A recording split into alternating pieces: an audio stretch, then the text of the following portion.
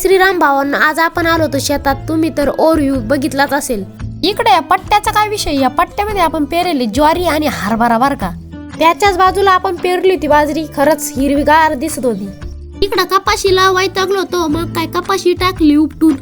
हे कवटीचं झाड पहा बरं कसं थंडगार सावली देतं मस्त पैकी.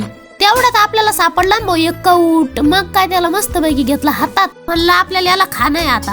तेवढ्यात मम्मी लांबूनच म्हणे, अरे मेला दुखणं आणतो काय.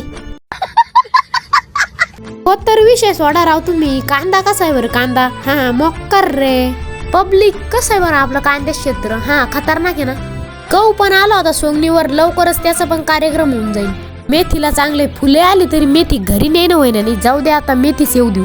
टरबुजाचा प्लॉट पण दिसतंय का आता, बरा दिसू राहिला बर का.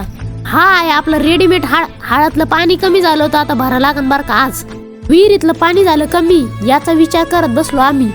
गिन्नी गवत कसं खतरनाक आहे बरं. हा आपल्या गायींना गिन्नी गवत न्यायचं होतं, मग काय आई मस्त पैकी गिन्नी गवत कापत होती.